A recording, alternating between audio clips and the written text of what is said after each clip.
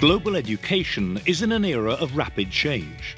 From the rise of open online courses to Asia's ascent to the top of the school league tables. Throughout this session, we will address why Russia's education system needs radical change. Does the solution lay in early years development? Russia ranks third for spending at this age, but way below the OECD average for achievement.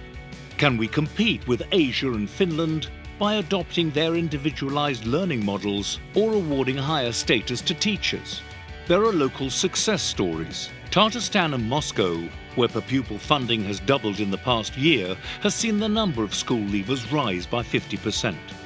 Or should our efforts concentrate on vocational or higher education? 57% of employers feel there is a shortfall in highly skilled workers. So should we turn to universities or vocational models to plug skills gaps? With disruptive technologies set to remove millions of middle-income jobs by 2025, how can the government steer our human capital towards productive careers through continued education? Throughout this session, we will ask you to consider what opportunities or threats to Russian competitiveness suggested investments and reforms pose to the individual learner, the educational business model, and business and wider society. Study after study shows that the earlier a child begins learning, the better he or she does down the road. Our students come to us in different ways. What is different about education today, or what must be different, is that we have to recognize that and tailor the education to the student. We should start talking about theoretical and applied rather than academic and vocational, and we should make sure that vocational subjects are taken seriously.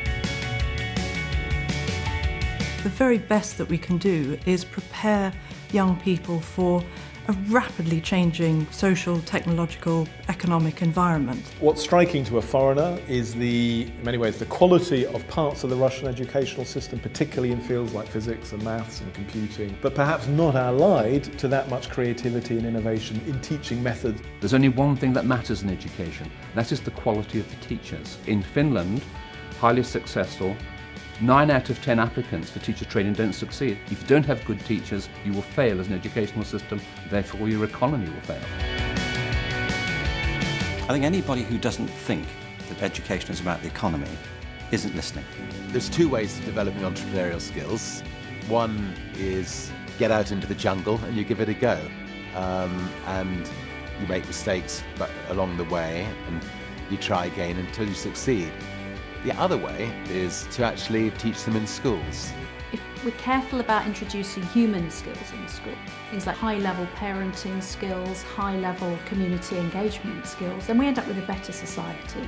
Is the most pressing debate around the age at which we begin formal education, or in how we structure learning systems?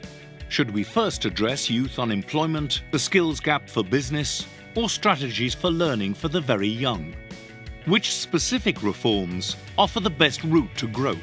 And where along the learner's journey should our investment be targeted?